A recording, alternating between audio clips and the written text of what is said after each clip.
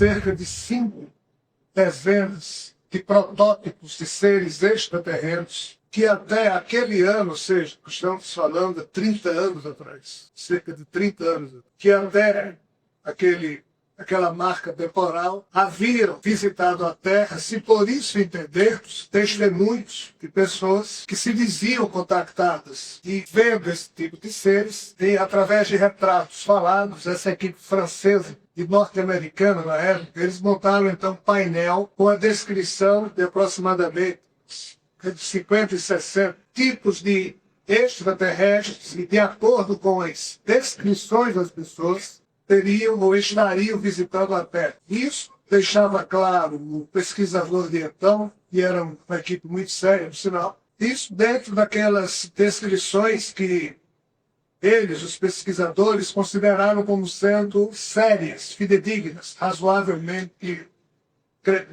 merecedoras de crédito. Ao longo dos anos 90, nas nossas reuniões, não desse tipo, mas reuniões fechadas, em que as entidades espirituais e cósmicas, através dos médios presentes, alguns dos presentes aqui participaram dessas reuniões, nos foi dito que, acho que por volta do ano 94, 95,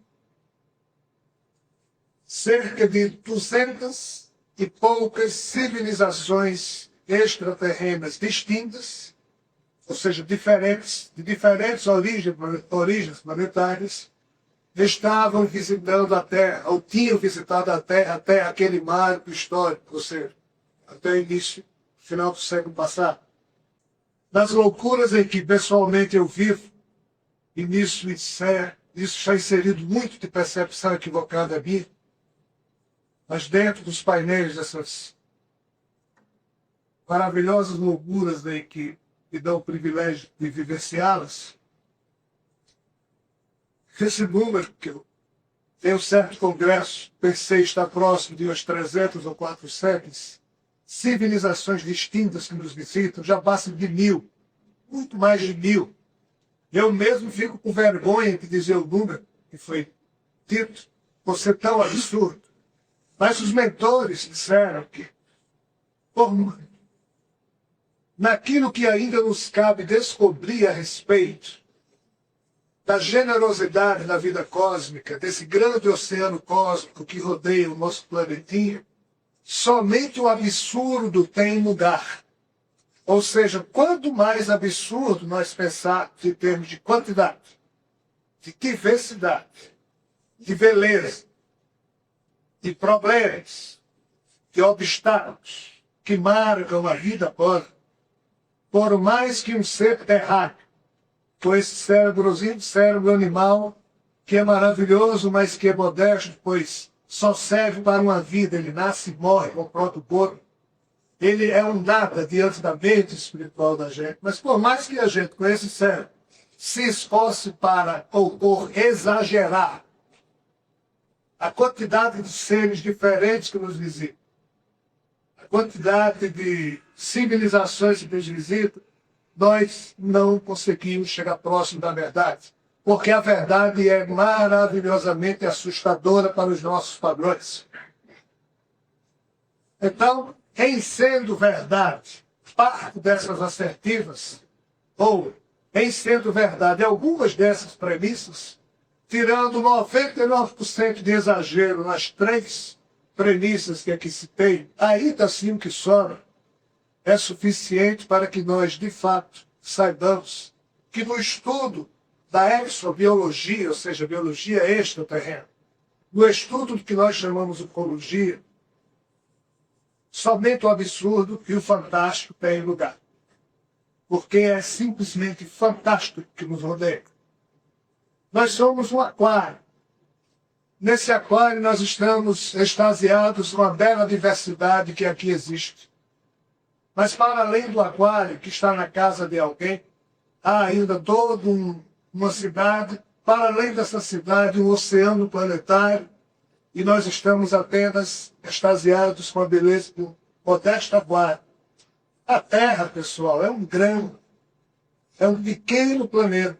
é uma pequena ilha rodeada por um oceano praticamente infinito de universos. Mas só no nosso universo, os números já são extremamente absurdos. Na nossa galáxia, que é uma amontoada de cerca de 200 bilhões de astros semelhantes, entre aspas, ao nosso Sol, porque, entre aspas, porque existem diversos estágios na vida de uma estrela. Mas tudo aquilo que tem luz própria a gente chama de estrela. Então vamos chamar de, na nossa galáxia, o homem já catalogou um número próximo a 200 bilhões de astros, tipo estrela. Supõe-se que só na nossa galáxia tem 400 bilhões de estrelas. O Sol é uma das estrelinhas no meio de 400 bilhões de estrelas só na nossa galáxia. E esse Sol é cercado por uma dezena de planetas. Cada planeta tem uma, duas, três luas, satélites. Júpiter tem 30, Saturno já vai. Ou seja, só no modesto sistema solar, em torno de uma estrela, nós temos muitos planetas e muitos satélites, luas rodeando os planetas, e o que dizer ao redor dessas 400 bilhões de estrelas da nossa galáxia? E o espantoso, a nossa galáxia é só uma dentro desse universo que o homem já consegue medir, e no raio até onde alcança a sua capacidade de medir, ele já mediu mais de 100 bilhões de galáxias. Por que haveríamos de nos surpreender se alguém nos dissesse que nesse universo existe naquilo que nós chamamos de extraterrestre, ou seja, para além da Terra, 5 trilhões 496 bilhões de raças distintas, diferentes da Terra? Qual o problema? Esse número não significa nada diante da exuberância numérica de existência de galáxias, de estrelas, de planetas, de luas. Nós não sabemos nada. Agora, devido à cultura antropocêntrica que nós temos, de pensarmos que somos nós, os seres errados, o centro de alguma coisa, quando nós só somos o centro da nossa própria estupidez, então fica estranho aos nossos olhos se alguém diga que devem existir os 44 tipos de seres extraterrenos diferentes que existem. A gente nem sabe se tem vida extraterrena lá fora, então qualquer coisa é sempre surpreendente ou tida como ficção maluquice nesse aspecto. Enfim, sabemos muito pouco. Eu não conheço o livro do Eustáquio, mas é um cara sério. Mas mesmo que ele esteja equivocado, por mais ficção que ele pudesse produzir em seu livro, é muito pouco ainda que nos servisse de chave para abrir amplitude na nossa percepção para estudar o assunto. Eustáquio, pelo texto dele, creio eu, apenas está ofertando um painel conforme as pesquisas sobre as descrições que as pessoas contactadas dão. Deve sim servir como um bom mote, como um bom apoio para aqueles que são curiosos em relação ao assunto. Mas seja lá o que esteja aí, é muito pouco diante da riqueza de nossa cidade. Esse assunto é muito sério. Nós temos a mania, que é comum à nossa ignorância, de perguntar: mas por que é que Deus deixa isso acontecer? Por que é que Deus deixa tsunami matar 300 mil pessoas? Por que é que Deus deixa um terremoto ocorrer e matar milhares de pessoas? Por que é que Deus deixa um malvado matar uma criancinha? Deus não tem nada a ver com isso. Enquanto nós acharmos que Deus nos impede de ser os estúpidos que queremos ser, estaremos colocando para Deus responsabilidades que não são deles, e sim nossas. Enquanto nós acharmos que é Deus que faz com que nós enfeiemos a terra com o nível da nossa estupidez, nós estaremos esperando que Ele resolva algo que nos cabe resolver, que é superar a própria estupidez. E, infelizmente, todas as religiões da terra, e o Espiritismo não fugiu a isso, tem essa mania cômoda de jogar os ombros de espíritos, sãos, de deuses, de Deus, responsabilidades que cabem à espécie Homo sapiens dar conta dela. O fato é que os absurdos que ocorrem no nosso dia a dia, na esfera planetária, tipo o traficante de drogas, ou melhor, traficante de órgãos, de corpos infantis, pegar, raptar uma criancinha com 4 anos, sem anestesia, rasga ela no meio, abre o corpinho, arranca o coração, arranca o pulmão e vende por $5.000 no tráfico de órgãos para transplante. E nem mata a criancinha, porque não vai gastar uma injeção de letal. Uma injeção letal com ela, que custa $40. Deixa a criancinha ali morrer. Deus não tem nada a ver com isso. E a cada 6 ou 7 segundos do tempo do dia, que nós sabemos ser de 24 horas, acontece um caso desse na Terra. E aí? Não é um, não são 2, não são 500. A nossa espécie, Homo sapiens, chegou a um ponto tal de loucura e perversidade, e isso foi há milênios atrás, que a nossa história desde então é uma história de perversidades. E quando nós saímos daqui e vamos para a espiritualidade, a perversidade continua lá, a mesma loucura, nos seus níveis mais primários. Não muda nada, ao contrário, piora. Porque aqui nós ainda temos um corpo físico que esconde a realidade da nossa alma. Eu aqui posso ser o mais falso dos homens, mas ponho um sorriso na minha cara e engano alguém durante algum tempo. Mas na hora que eu perco esse corpo, o meu espírito aparenta o que ele é, não tem disfarce. E quando nós, entre aspas, deixamos o corpo, quando este corpo morre, todos nós vamos para a espiritualidade e nos defrontamos claramente com aquilo que somos e não podemos mais negar isso a ninguém. Então lá, a chamada guerra de guerrilha nos ambientes primários, umbalinos da espiritualidade, ela é às claras, ainda bem que nós não percebemos essas guerras. Senão a gente não venceria. E não conseguiria nem tomar conta do lado da vida onde estamos inseridos. Mas, nesse contexto também louco, também cheio de perversidades, também cheio de todo tipo de loucura, existe algo que se chama progresso tecnológico, porque a mente também está lá, e a mente está pensando e produzindo todo tipo de traquinagem e perversidade também lá, como produzir aqui.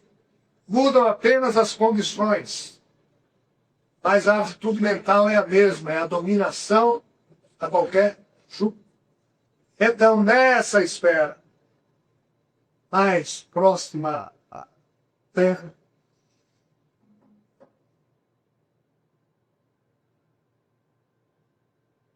existem algumas poucas falanges muito técnicas que vêm sendo adestradas desde os tempos das guerras descritas no Ramayana e no Mahabharata, ou seja, milênios atrás, quando uma tecnologia espiritual decadente do astral que era usada naquela época ainda está sendo utilizada por algumas poucas falanges que são ligadas às trevas, e estas vêm tentando a todo custo semear medo, terror e pavor em relação àquilo que nós, encarnados, desconhecemos, que são os extraterrestres. Então essas falanges vêm trabalhando no sentido de semear temor e pavor a quem está encarnado, para que nós tenhamos medos dos extraterrestres. Isso é uma estratégia deles para evitar a reintegração da Terra à convivência cósmica.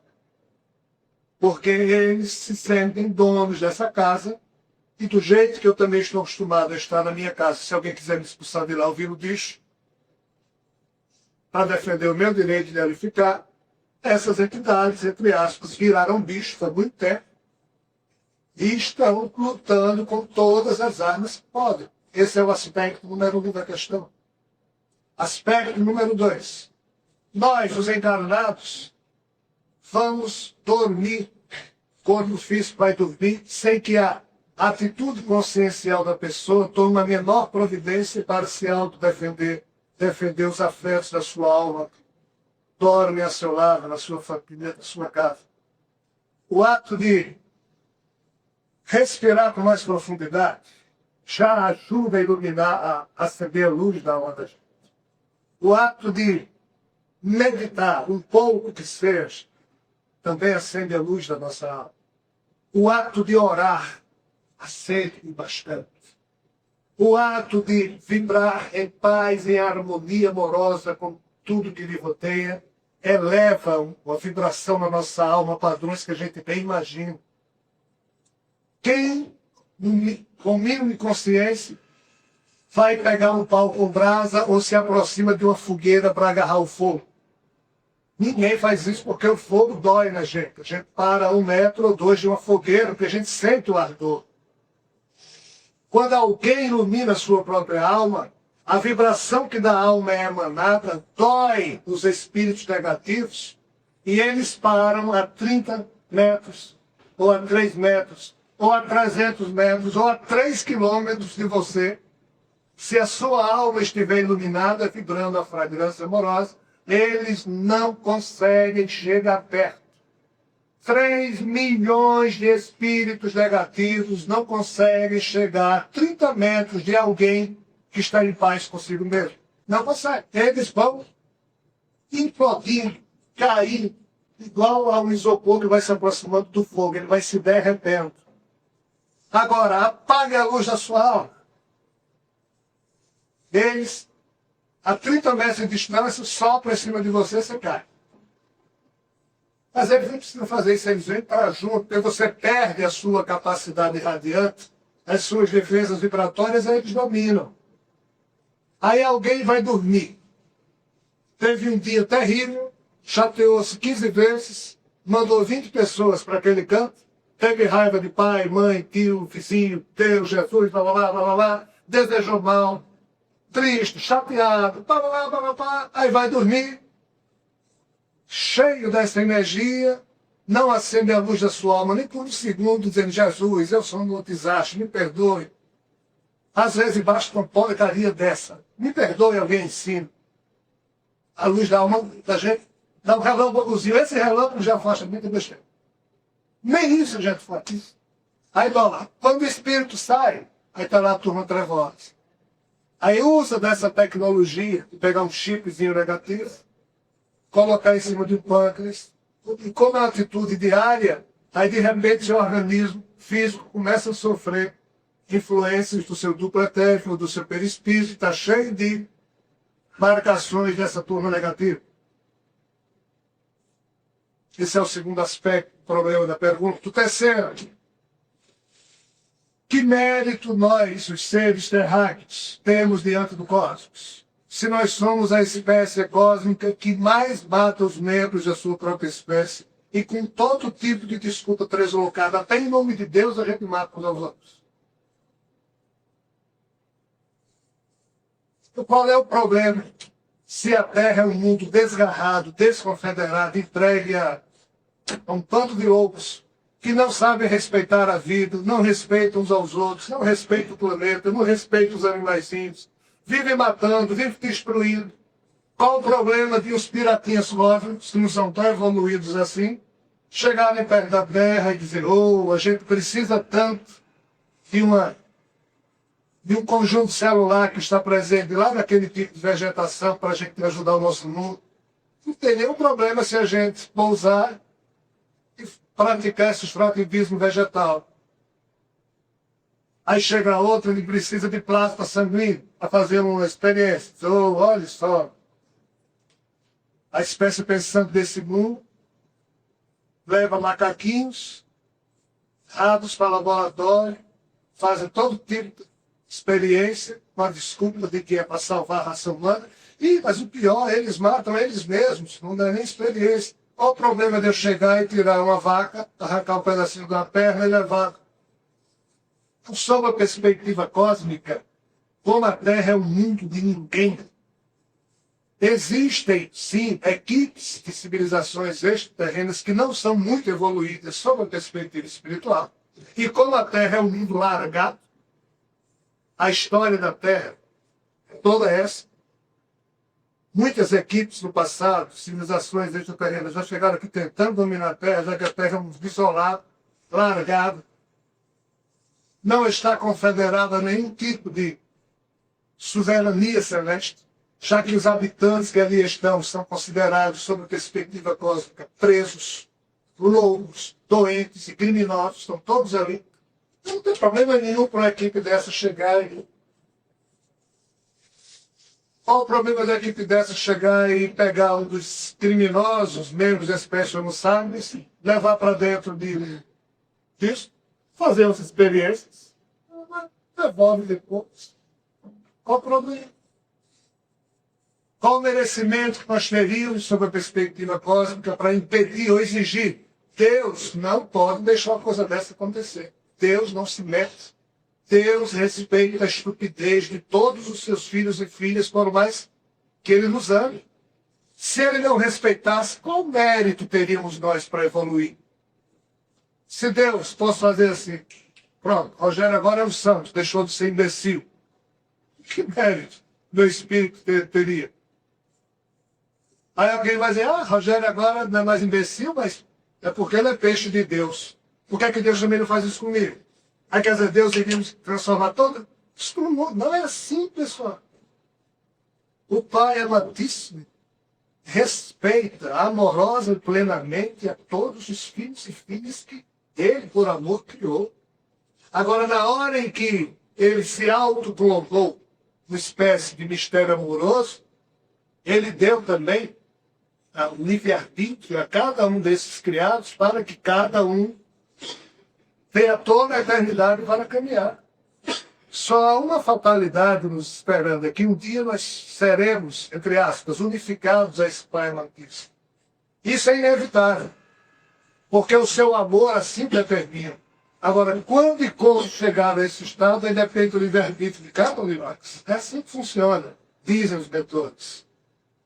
Então, infelizmente, se tem um ET que não é tão evoluído assim, e que chega na Terra e pretende fazer uma experiênciazinha, faz. E fará até o momento em que esse mundo seja reintegrado à convivência cósmica, tendo seus habitantes o mínimo de discernimento e merecimento espiritual para que isso assim seja. Mas enquanto estiver desgarrado, ocorrerão, sim, problemas desse tipo. E o pior, somente agora é que está sendo desenvolvido, agora que eu digo, de algumas décadas, algo que se chama cometria, que é uma técnica espiritual, uma espécie de medicina espiritual de fluidos.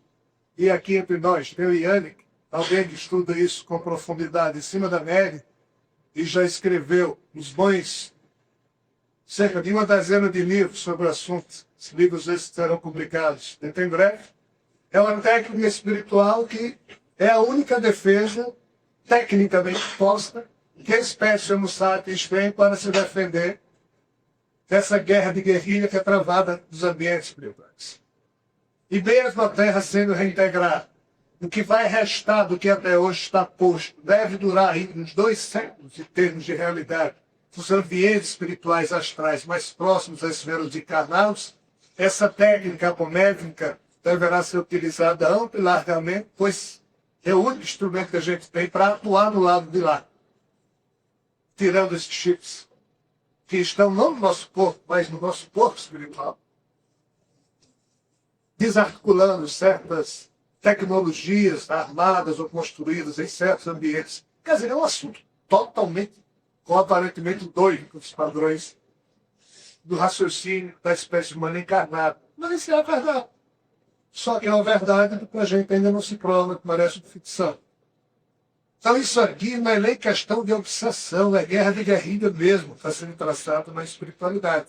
Mas a obsessão, que é quando a gente aniquila as nossas defesas espirituais e fica propenso a receber esse tipo de encosto, aquele encosto, fulano está com encosto, o popular encosto, é nesses encostos que as feridas espirituais surgem e a partir daí a propensão a vírus e bactérias e chips espirituais vêm se congregando. O problema é seríssimo porque você fica à mercê desses seres e nada pode ser feito.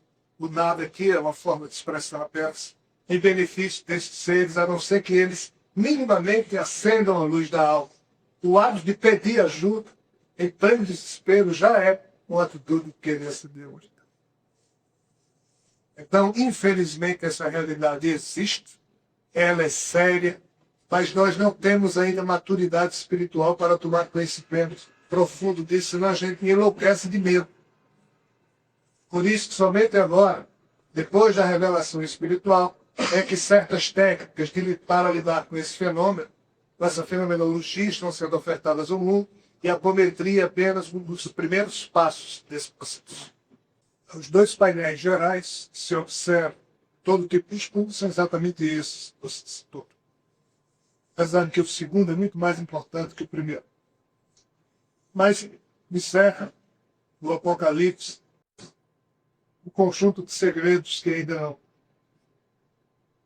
não são possíveis de serem revelados, porque esses segredos implicam painéis de possibilidades, fatos que ocorrerão nesses próximos 1000 anos a partir de agora.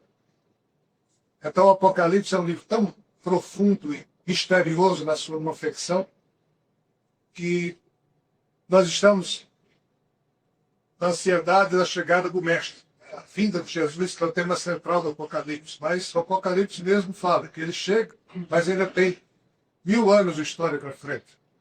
Tanto é assim que surgiu na cultura das tradições religiosas cristãs o chamado milenarismo, que seria exatamente os 1000 anos que ocorreriam depois de chegar o Jesus, o chamado Quinto Império, sonho que surgiu a partir das tradições esotéricas, religiosas de Portugal e filosóficas também. Tudo isso tem a ver com o instante após a chegada de Jesus. Então, como a gente está fixado se Jesus chega ou não, etc., então a gente ainda tem muita dúvida a respeito disso, mas o Apocalipse, a parte quente dele é depois da chegada do Mestre. O Apocalipse é um livro tão estranho que, mesmo com essa humanidade já reintegrada e já convivendo por ser de outros ordens, ele ainda terá um quê de mistério, de enigma, ao longo dos próximos séculos. Na verdade, ao longo dos próximos 9 séculos. Então, tem muita coisa misteriosa ainda, mas que não é conveniente a gente falar, também não tem sentido. A gente não entende nem o presente que a gente está vivendo, mas a gente falar daqui a 6, 7 séculos. O que se percebe então, isso é mais desse aspecto popular, isso dá dos mais importantes. Esse é o grande problema. É tão doido para a gente imaginar que os chamados livros mais antigos da Bíblia, que diabos é a Bíblia, da forma como a gente conhece hoje? A Bíblia, como nós a conhecemos hoje, é um compêndio formado por 73 livros. Mas por que é que ele é assim? Esses 73 livros, eles são divididos em 2 blocos. 46 livros no chamado Antigo Testamento e 27 livros no Novo Testamento. Os 46 livros anteriores a Jesus e os 27 livros posteriores a Jesus. Esses 46 livros do Antigo Testamento, eles se dividem em 18 livros proverbiais, 16 proféticos, 7 históricos e 5 que são chamados a Torá. Os 5 livros mais antigos da Bíblia. A fofoca que corre é que esses 5 livros aqui, ninguém escreveu. Alguém entregou pronto a Moisés. E a espiritualidade afirma que isso é verdade.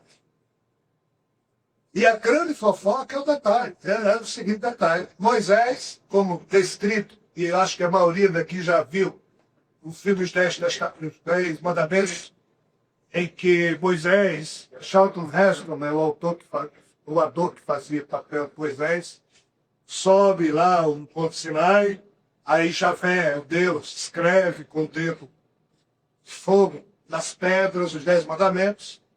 Aí Moisés vai descer para entregar os mandamentos de Deus entre aspas, ao povo hebreu. Aí quando encontra o povo hebreu achando que Moisés já tinha morrido, porque fazia 7 dias que ele estava lá em cima, já tinha feito bezerro de ouro, já estava cultuando outro Deus. Aí Moisés, com raiva, faz o quê? Joga as pedras no chão e quebra. Esse Deus é um sujeito tão legal que ele escreveu de novo o que teria sido os 5 primeiros livros da Bíblia,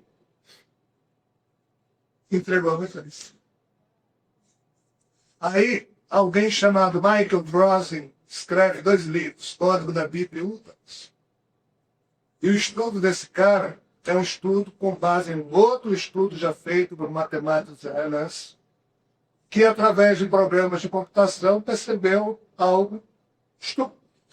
Nenhuma mente humana poderia ter escrito ou ter produzido os 5 primeiros livros da Torá judaica, ou seja, Gênesis, Deuteronômio, Números, Levítico e Gênesis, Êxodo, Números, Deuteronômio e Levítico, desses 5 primeiros livros.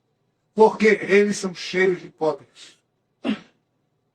Nas entrelinhas dos códigos desses 5 livros, na sua forma original hebraica, estão registradas possibilidades proféticas desde então até os dias que a gente está vivendo hoje, 2007. É algo impressionante. Isso não é invenção, está aí. Então, nós vivemos numa ilha de tantas loucuras que a história do Apocalipse diante da história desses livros não é nada. Mas se a gente não acredita, ou não tem como verificar a procedência dessa história, apenas percebe o efeito fantástico, já que os livros existem, ao menos produzidos. O Apocalipse ainda não tem lugar nos dias atuais para que se fale muito a respeito dele, porque ninguém iria também acreditar em muita coisa, então é um assunto, mas é o poço de mistério de Eli, ainda por ser esclarecido. O pouco que foi é só para a época que a gente está vivendo. E a gente ainda não entende. Você fala sobre esse movimento que está acontecendo hoje, se iniciaram por algum início de um processo, né? Está começando, já vem o tempo que agora está começando. Você falasse mais sobre isso. Mianmar.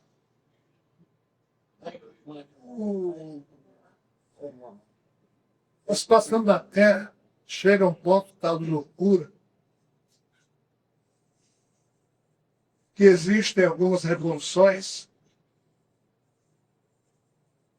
que foram tentadas com a melhor das intenções, mas que somente produziram monstros semelhantes àqueles que se pretendiam combater.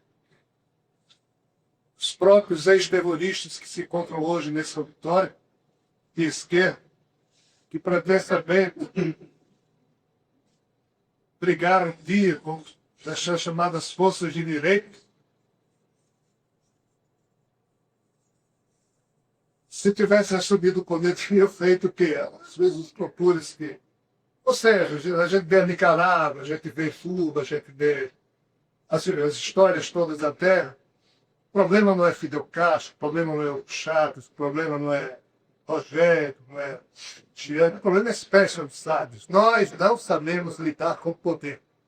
Nós não sabemos lidar com as paixões, nós não sabemos lidar com o prestígio, com a fortuna.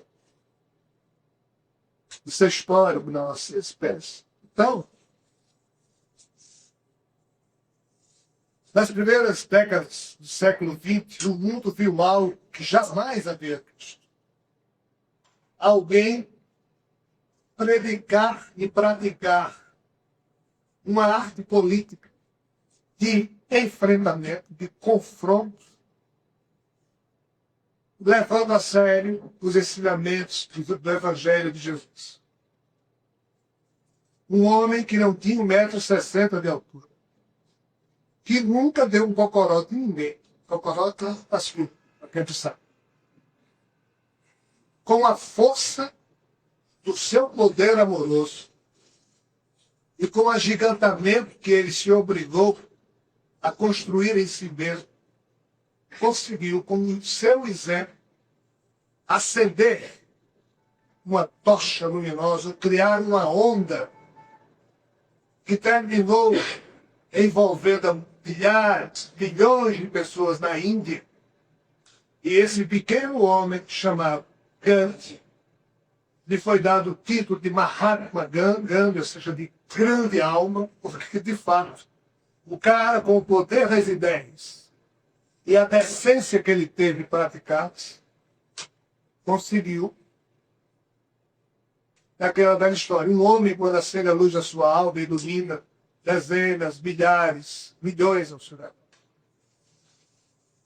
O fato é que Gandhi, sozinho, resolveu praticar a atitude amorosa que Cristo tanto falaram, mas não é aquele amor babaca, aquele amor que compõe música, que compõe versos, mas que na hora de ser solidário manda a esposa ou o marido para a PQP. Não é aquele amor fácil de uma boa noite de sexo. Não é aquele amor fácil de solidariedade fácil. É o amor que sabe que quando alguém vai lhe agredir, aí você diz, esse cara que vai me agredir está doente. Eu não vou agredir, mas vou me preparar para receber a agressão, mas não abro mão dos meus princípios e ainda assim vou tentar amar o agressor. Falar é fácil pra cacete. Mas Gandhi praticou isso até o limite do gigantismo da sua alma. Os ingleses dominavam a Índia. E Gandhi conseguiu a libertação da Índia do Império Britânico só com a força das suas ideias, da sua bravura espiritual. Os ingleses davam tal ordem. Aí Gandhi começou a praticar a chamada desobediência civil pacífica. Aos ingleses diziam, saiam daqui, senão você leva porrada. Ele dizia, olha, sai daqui, eu não vou. Então você vai levar porrada. Puf! Soldados ingleses batiam Gandhi, caíram, não chamava ninguém para ir com ele, ia sozinho. Se os ingleses diziam, ninguém pode passar pela rua X, aí Gandhi sozinho passava. Porque ele se sentia ultrajado pelo fato de estar no seu país e o inglês dizer que ele não podia mais estar naquela rua. Era preso. De tanto ele apanhar e ser preso, outras pessoas começaram a dizer, mas não vamos deixar esse cara apanhar só, não. Ficava com vergonha, pessoal. Aí começaram a acompanhar Gandhi. Aí Gandhi dizia, olha, é preciso ter muita coragem, por falta de juízo, para fazer o que eu estou fazendo, porque aqui não tem vitória a se esperar. A gente pode morrer numa cacetada dessa, mas eu não abro mão dos princípios que regem minha vida, dizia Gandhi. E sem nunca fazer a cabeça de ninguém, sem nunca convidar ninguém para acompanhá-lo, foi criado um verdadeiro exército ao redor dele, e pior, ou melhor, miseráveis que jamais haviam tido um minuto de reflexão filosófica na vida, só em ver o exemplo de Gandhi, imitavam-no e se predispunham a levar pancada em nome de um ideal sem devolver. Nem Jesus faria algo tão brilhante quanto Gandhi fez, em nome dos ensinamentos de Jesus. Daí surgiu a chamada não violência. Quando Gandhi dizia que era preciso ter muito mais coragem para caminhar na direção de um canhão com um soldadozinho por trás, sabendo que o soldadozinho ia puxar a qualquer momento o gatilho, ele dizia preciso muito mais coragem caminhar para o canhão do que estar do outro lado do canhão para puxar o gatilho. E Gandhi, com essas assertivas, foi chamando a atenção da mídia mundial.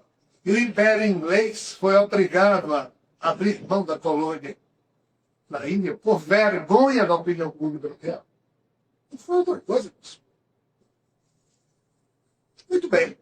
O budismo, criado através de uma atitude heróica também de Siddhartha Gautama, 2.600 anos atrás, aproximadamente, é algo também pacífico, que não se preocupa nem se Deus existe ou não, mas que se preocupa em criar uma doutrina, um código de conduta filosófica, que os seus praticantes possam ter uma vida reta, digna, filosoficamente bem posta e clara. A situação de alguns países na Ásia chegou a um ponto tal de loucura que depois dos governos que estão institucionalmente postos para praticar bandidagem, A única coisa organizada que existe é o que nós chamamos de ordem religiosa do cubismo. E como hoje é algo que sobra desses países, pois que muitos entregam as suas vidas à prática do que nós chamamos, a prática budista, de viver de forma simples, ofertando o melhor de si, nada esperando receber da humanidade. Por isso eles vestem aquela roupa simples e diariamente convivendo a vida. Como na atual Myanmar, diga Birmania, depois da junta militar, que há quase 30 anos domina e rouba descaradamente a nação, só resta como fosse organizado os montes. Eles, em nome de uma população que não tem mais nem como lutar de forma pacífica, começaram sim a se expor de forma não violenta, ou seja, de forma pacífica, mas não se submetem mais aos desígnios da junta militar. A junta militar está matando monges, prendendo monges, matando população, prendendo população, mas eles estão imitando Gandhi. Os monges se preparam para apanhar e apanham, são mortos e não agridem. Tentando despertar na opinião pública mundial o mesmo que Gandhi conseguiu, que é a indignação. Isso é apenas um movimento desesperado de irmãos nossos que estão localizados em um país cujas perspectivas hoje em dia praticamente são, entre aspas, nenhum, a não ser comercializar com a China. Os Estados Unidos, que é um país cretino aos nossos olhos, responsável por tantas as loucuras que existem na Terra, mas foi um dos poucos que tomou conta de tudo. Já proibiu a todos os militares, da tal junta militar e seus familiares, entrar nos Estados Unidos, como forma de pressionar os caras para que eles respeitem a população. O Brasil fez o quê? Nada disso.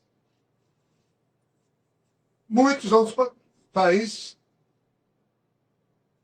talvez fossem precisos uns 500 Gandhis para ajudar que nós outros tivéssemos vergonha na cara. Gandhi disse que a não violência ainda produziria páginas maravilhosas da história da Terra. Mas, infelizmente, isso que nós estamos vendo em Myanmar ainda não é o início dessa profecia de Gandhi. É uma atitude de desespero de uma população que está no limite do seu sofrimento. Não há registro na espiritualidade de nada belo em torno do que esses monges estão fazendo. É sim muito bonito, mas é uma atitude de desespero. Mas não é algo para... Existem alguns poucos avatares. Porém, o chamado puro avatar, que é o mais high, mas não, só queria saber desse padrão. Segundo a doutrina avatárica, que fala que sempre que a Terra chega numa situação complicadíssima, e aí nós teríamos que entender o progresso da Terra através do estudo das yugas, ou seja, das idades. Esse é um estudo que, infelizmente, a humanidade também ainda está minimamente preparada para entender. Mas o que isso quer dizer? No hemisfério sul, pelo menos na zona tropical, nem tanto. Mas lá no hemisfério norte, como também do sul, mas nas latitudes mais longe, mais situadas, longe do Equador, nós temos o que chamamos de 4 estações bem distintas. Aqui a gente só tem verão e inverno, mas o verão e inverno daqui é um pouquinho quente e um pouquinho frio, não tem nada a ver com... Aliás, um pouquinho quente e um pouquinho menos quente. Mas, no hemisfério norte, por exemplo, nós temos, que tem países europeus na Mantenha, as 4 estações bem definidas. E existem esportes que são comuns a cada estação, existem certos tipos de culinária que são comuns a cada estação, existem certos tipos de gripe que são comuns a cada estação, principalmente no outono ou na mudança de... Ou seja, cada estação do ano traz consigo necessariamente algumas condicionantes que quem está vivendo aquela estação fatalmente haverá de enfrentar aquelas condicionantes e terá uma maior ou menor ordem de problemas. Sob a perspectiva da análise mais profunda do conhecimento oriental, quando a gente joga um peão no chão, o peão ele fica girando, mas ele não fica reto, ele fica bamboleando, certo? Alguém aqui espero que já tenha soltado peão na vida para compreender o que eu estou dizendo. Eu não tenho outro exemplo além desse. Para quem estuda as coisas da Terra, sabe que a Terra, o eixo da Terra, esse eixo tem inclinação de 23,4 graus em relação ao que seria o eixo, a posição do eixo vertical. A Terra ela é inclinada. Então ela gira assim, mas o eixo dela é inclinado, 23,4 graus. Sobe, por exemplo, a Terra, quando ela gira um ano ao redor do Sol, ela gira com a mesma inclinação, ela vai variando muito pouco. Na verdade, a Terra gasta cerca de 25.200 anos, 26 mil anos, vamos arredondar, para completar um giro sobre o seu próprio eixo. Ou seja, a Terra, somente depois de girar cerca de 26 mil vezes, ou seja, 26 mil anos ao redor do Sol, é que esse eixo dela completa o chamado ciclo equinocial, vamos chamar assim. Muito bem. Quando os europeus descobriram o chamado calendário maia, que não é maia, é tolteca, os maias, os incas, os astecas são já culturas antigas, mas na verdade essas três culturas são filhas de uma cultura mais antiga ainda, que é chamada cultura tolteca. E os toltecas, ninguém sabe como, conseguiam já naquela época fazer, eles conheciam o chamado ciclo de 26 mil anos. Os maias herdaram esse calendário chamado Zolgin dos toltecas. Eles conseguiam compreender, sabiam que estavam vivendo na última yuga, ou seja, esse calendário desses 25 mil e poucos anos, 26 mil anos, algumas culturas dividem esses 26 mil anos em 4 etapas e outras em 5. Os hindus já faziam isso há muito mais tempo, portanto, quanto os toltecas, e esse conhecimento é milenar também no Oriente. Então, segundo essa perspectiva, cada 5.200 anos desses correspondem em números absolutos a uma yuga, ou seja, a uma espécie de uma estação do tempo cósmico. E em cada estação dessa, que dura em média 5.000 e poucos anos, do jeito que o outono se caracteriza na Europa pelas folhas caírem, ou soltar um certo pólen na atmosfera e muita gente fica doente, ou que tem alergia, ou seja, cada estação desse chamado ciclo do eixo terrestre traz consigo situações cósmicas, aí entra o que se chama astrologia, mas um nível muito mais profundo do que a comumente conhecida nos termos atuais. E necessariamente a cada ciclo desse, quem estiver vivendo na Terra e nos seus ambientes espirituais, olha o tamanho da confusão, passa por uma série de condicionantes que interferem profundamente na capacidade de realização dos seres humanos, na capacidade desses seres humanos serem felizes, ou arquitetarem a felicidade nesse período. Então, a doutrina avatárica dos avatares afirma que ser em dois desses ciclos, principalmente, na chamada Satya Yuga, que os gregos chamavam de Era de Ouro, na época de Ouro, como nessas eras, a espécie Homo sapiens, todo mundo sabe de suas vidas passadas, qual o tamanho da confusão. Todo mundo tem contato com seres espirituais, todo mundo só fala a verdade, ninguém mente. Todo mundo é minimamente amoroso. Nessas épocas, ninguém precisa de um avatar. Porque todo mundo já... Só que, quando muda essa estação, as vibrações fazem com que certos espíritos que antes estavam encarnando na Terra saiam porque não suportam. É como se caísse de uma dimensão para outra. Aí a turminha que vai viver na Terra já é uma turminha menos.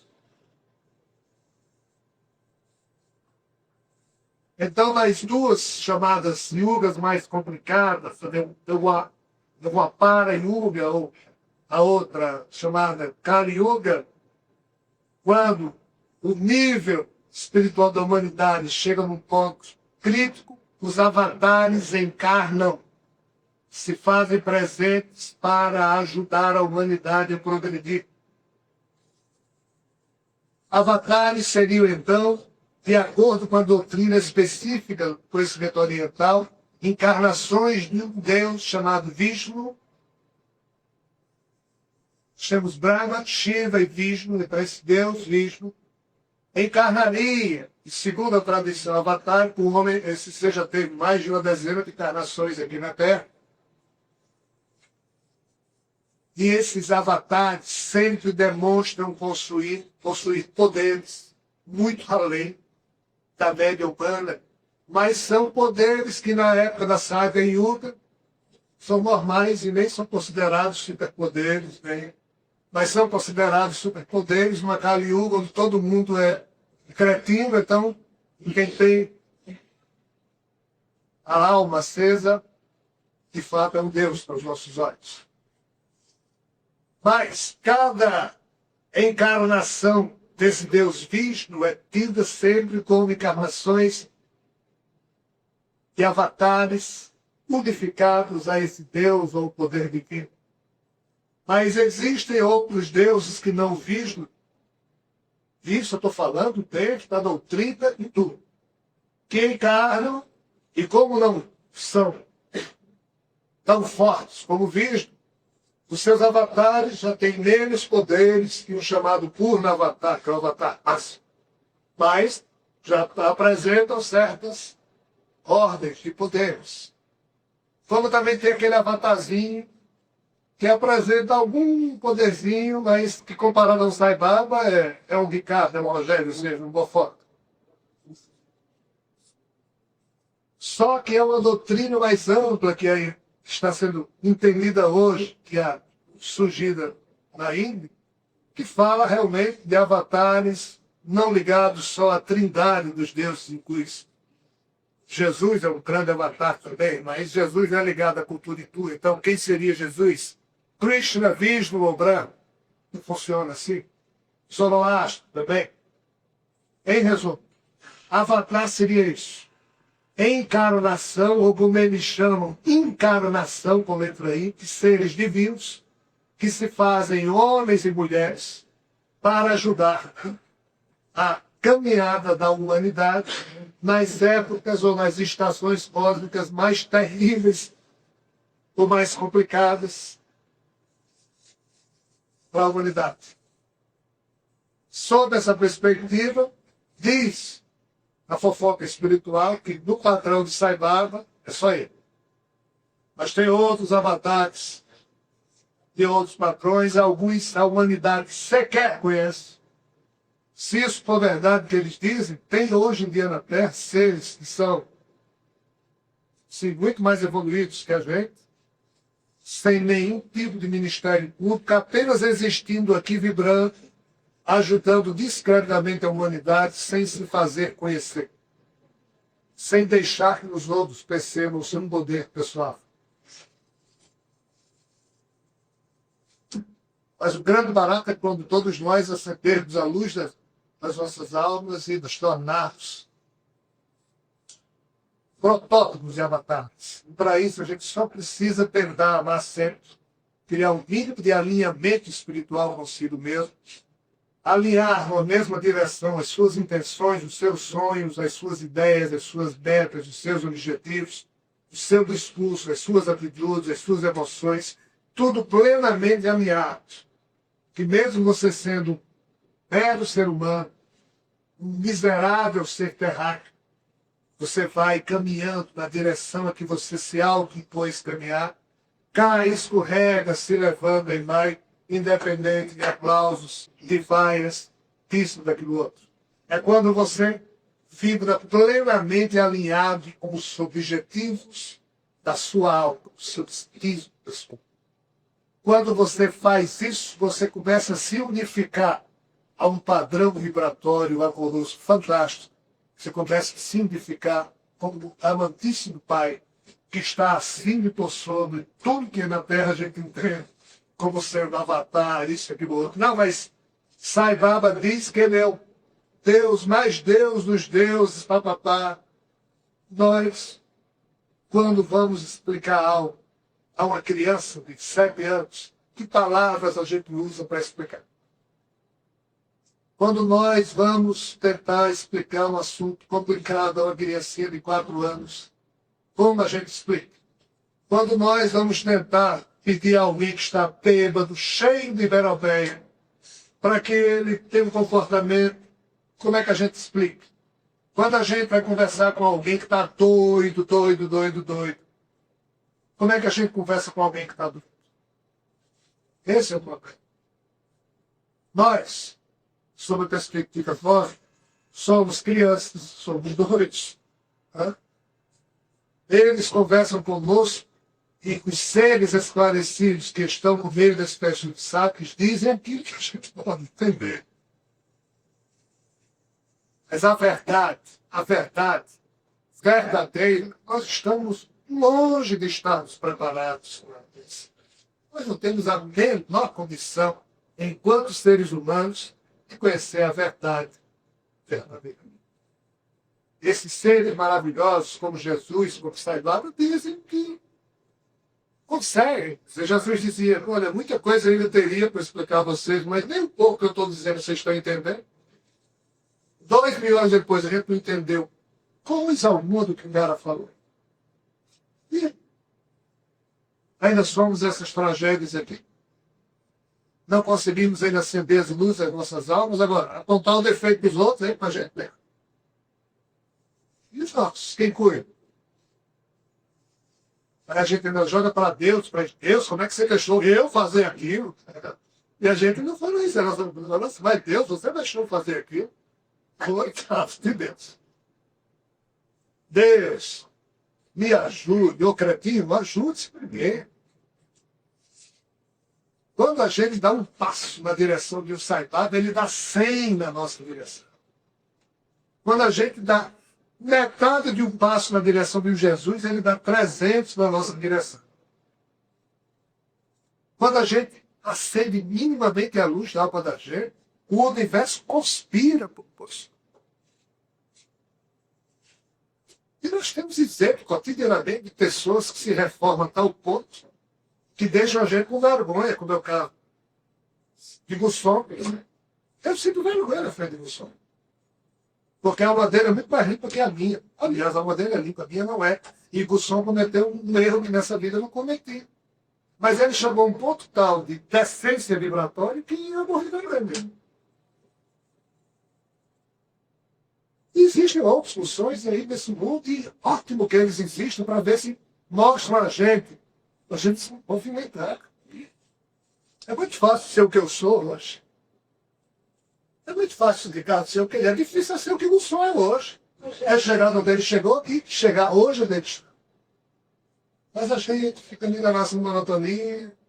E são esses seres que se agigantam em luz, em persistência amorosa, que continuam errando aqui e acolá, mas são os exemplos que a gente tem. Mas a gente nem tem tempo para perceber isso. Ainda prefere ficar preso aos defeitos das pessoas. Temos tempo ainda para uma fofoca. Já que caiu o assunto aí no estava atrás, quer falar algo sobre a Baixada Babagem? Babagem? Acho que nem todos aqui sabem quem se trata.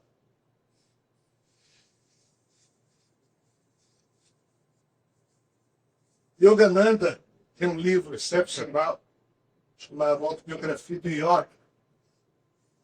ele conta a história dele próprio e outros iogas hindus que desenvolveram a técnica de yoga chamada Kriya Yoga, entre outros, que teria condição de fazer com que um ser humano em uma vida fizesse o que não conseguiu fazer em 500 vidas, desde que praticasse essa disciplina espiritual, essa disciplina físico-mental, associada a um bom coração e associada a certas disciplinas psicológicas. E segundo Yogananda, que aprenderam com o seu guru, chamado Yutaswal, que era alguém também avatar, você tinha poderes semelhantes a Jesus, que aprenderam, por sua vez, do seu guru chamado Maharis,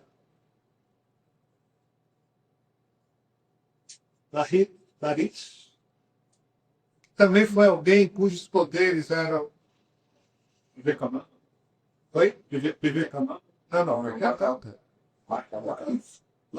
Clarice. E esse diz que teria aprendido essa técnica mais moderna de um guru, mas não como físico, de um guru que vive no astral planetário desde a época de Jesus, ou próximo à época de Jesus, que ele sai, que seria o Babaji, que é, sob essa perspectiva, não um avatar, pois que não encarnou, mas, segundo a fofoca, teria encarnado há 2.000 anos atrás, e era uma figura tão fantástica que continuou com seu corpo e apenas se... Então, como ninguém sabe, entre aspas, como é que foi, o fato é que esse nosso irmão, que vive no astral planetário, chefiando, falando a chefiar, coordenando os esforços de muitas falanges espirituais que trabalham nesse progresso da percepção yoga. Porque, pessoal, qual é o nosso problema? Nós adoramos a religião. Porque nas religiões tem que ter um pastor, um padre, um médico, alguém que facilite o nosso trabalho e que alguém nos diga o que é certo e o que é errado, que os padres digam, você pode fazer isso, mas aquilo você não pode. Olha, comungue aqui, está tudo resolvido. Tome paz, está tudo resolvido. Não tem nada resolvido. Nós adoramos pagar pedágio. Nós adoramos ter intermediários entre a gente e Deus, ou entre a gente e o nível maior de consciência nossa, porque isso nos dá a comodidade de fazer alianças com religião, com religiões, e basta a gente pagar o dízimo, ou ir à missa todo domingo, ou centro espírita toda quarta-feira, ou ao grupo protestante, para estar quites. Não é sério. Aí o que é que a yoga diz? Ei, cara pálida, não vá para canto nenhum, não. Pare você sozinho. Aprenda a conviver consigo mesmo. Diminua o seu fluxo respiratório. Aquiete a sua mente. Deixe que sua mente flua. E do jeito que você observa uma criança peralta brincando, observe você também a sua mente. Tipo uma criança brincando, e deixe ela brincar. Não se altere. Vá aprofundando a sua respiração e comece a se perguntar o que é que está por trás da escuridão dos meus olhos fechados. E de tanto você parar 10 minutinhos por dia, respirar mais pausadamente, deixar a mente fluir e se perguntar o que é que está por trás da escuridão dos meus olhos. Em algum momento você vai perceber que só existem duas respostas para essa pergunta. A primeira resposta é pasme. Você mesmo. Porque quando você está de olhos abertos, olhando os outros, ou se olhando no espelho, você está vendo os portos das pessoas e o seu próprio corpo. Mas você não é esse corpo. Esse corpo morre. Você permanece. Só quando você fecha os olhos, aí você começa a perceber que você é algo mais profundo, é um alguém mais profundo. Então você descobre que você somente se encontra e conhece a você mesmo quando você se desliga do mundo exterior, da realidade exterior, da falsa noção daquilo que você não é, ou seja, você pensa que é apenas esse corpo. Então, quando você começa a praticar a existência de olhos fechados, firmado em você mesmo, você começa a se perceber alguém dentro ou alguém inserido no contexto corporal de que você é muito mais do que você pensou ser. Então, depois de você muito praticar o que é que está por trás da escuridão dos meus olhos fechados, você responde, sou eu mesmo.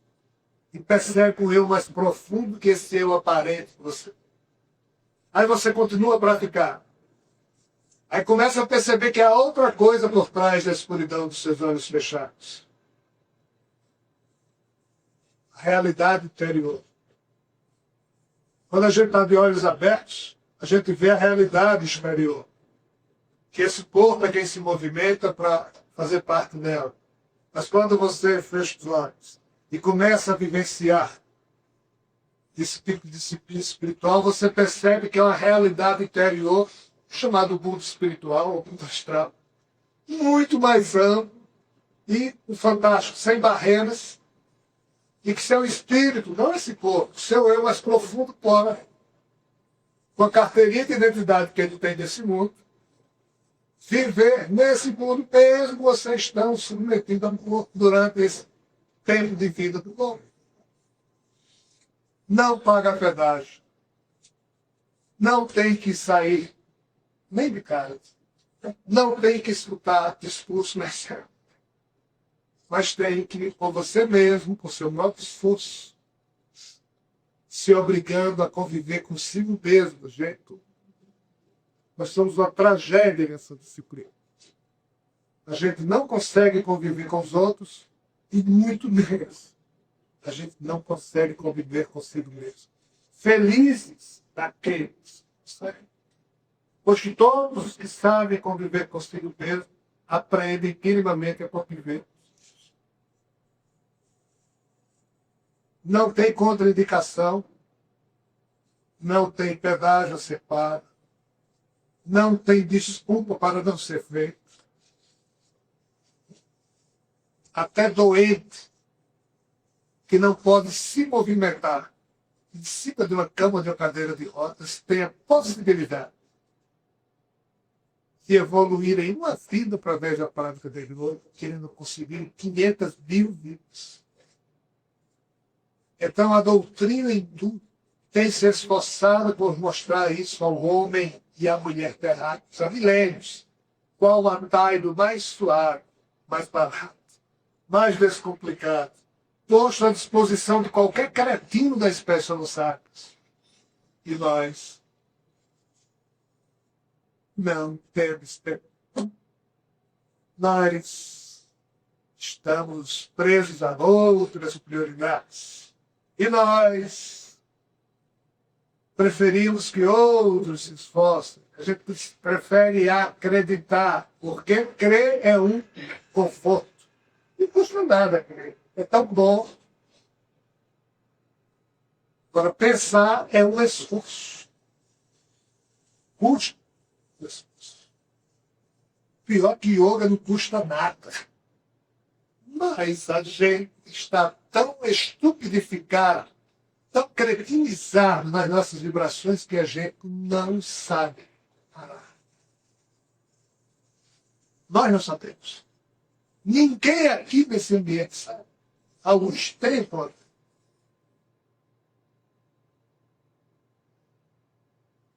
Então, nós temos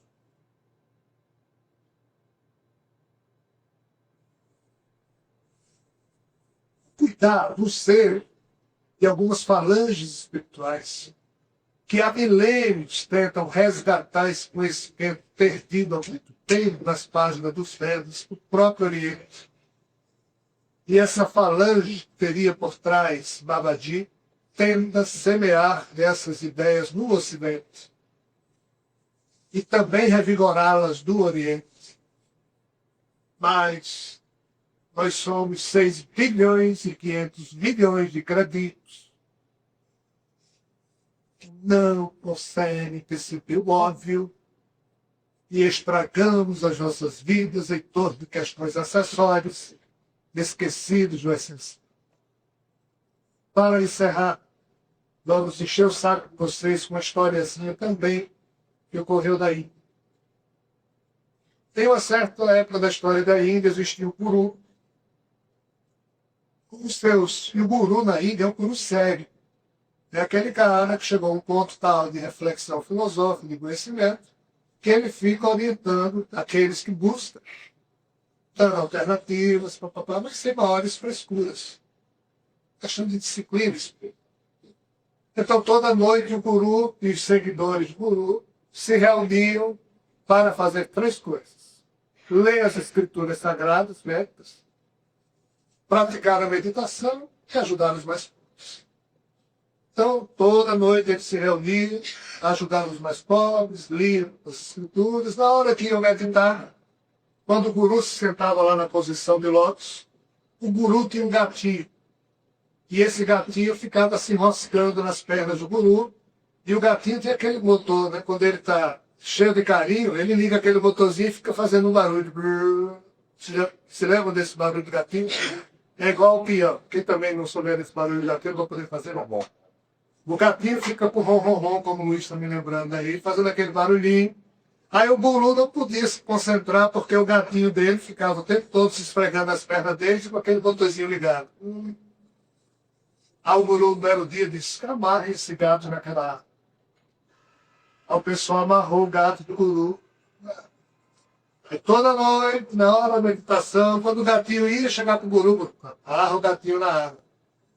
E o tempo se passou, e toda noite, o guru e seus discípulos estavam meditando e o gatinho lá amarrado na árvore. Um belo dia, o guru morreu. Alguém se tornou o guru daquele grupo. E o gatinho do guru continuava amarrado na árvore na hora das meditações. Um belo dia, o gatinho morreu. Aí, na hora da meditação, eles não conseguiam meditar.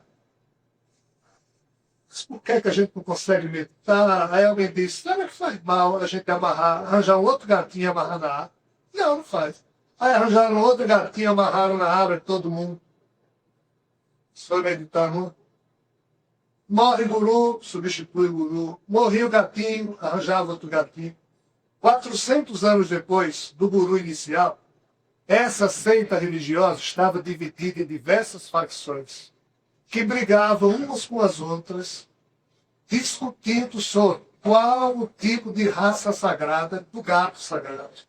Que tipo de coleira sagrada poderia amarrar do não menos sagrado pescoço do gato? Que tipo de corda poderia amarrar o gato sagrado? Que tipo de árvore sagrada poderia ter ao seu tronco sagrado amarrado a corda sagrada que amarraria o gato sagrado? E esses segmentos brigavam entre si, agrediam-se mutuamente, discutindo essas questões, todos eles esquecidos do essencial, que era a meditação, a ajuda aos mais fortes, a atitude amorosa, a busca de esclarecimento através da leitura dessas coisas. Na hora que o foco da nossa atenção sai do essencial para questões acessórias, a vida torna-se um caos. Essa é a questão da Terra. Quem de nós está com o foco da sua atenção realmente voltado para aquilo que importa a arquitetura da nossa felicidade? Não. Agora, quem matou Thaís? Quem não sabe o que é bababá? Comer carne não pode. Quem comer carne vai para o inferno. Não, o catolicismo está correto. O protestantismo só tem 20 milhões de tempo. Espírita doido. Islã. Vamos matar em nome de Deus. Seremos recebidos no paraíso por 70 virgens. E aí? Na hora que nós olhamos a história das religiões da Terra, todas elas discutem a cor do gato sagrado, a raça do gato sagrado, mas o essencial, que é a prática amorosa, que é um descobrimento si mesmo enquanto representante do Pai na Terra, que é a percepção de si mesmo como alguém responsável pelo seu próprio destino, que a felicidade não se encontra numa esquina, ela tem que ser arquitetada a cada segundo da existência. Quem se esforça para isso? Muito melhor é a gente acreditar, é crer. E aí a gente, com foco da atenção em questões acessórias, o essencial jamais é percebido. Por isso que nós somos cegos. Nós estamos há milênios discutindo e gastando a nossa energia com bobagens, com as paixões da vida, com as questões de poder, com as questões financeiras, com as questões de prestígio, com as questões de época, e ninguém, ou poucos, vão desenvolver ou doar as suas energias para que quer essencial a vida. Que é o amai-vos uns aos outros. Que é o que Gandhi fez.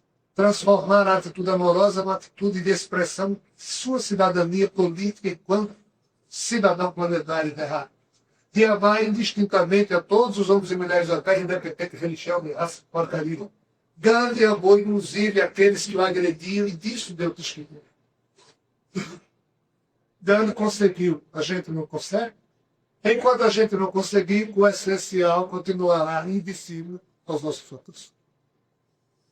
Pessoal, e as besteiras ditas aqui hoje, nós percebemos como reflexão. Cada um reflita, alimenta as suas almas do que acha que deve. A verdade está um pouquinho mais para lá do que a nossa boa pretensão pode pretender abarcar. Então, nada do que ele foi dito pode se tornar verdade absoluta. Cada um faça o uso que acha que deve das sementes que os amigos aqui tentaram jogar nos nossos corações. Descubra as falhas e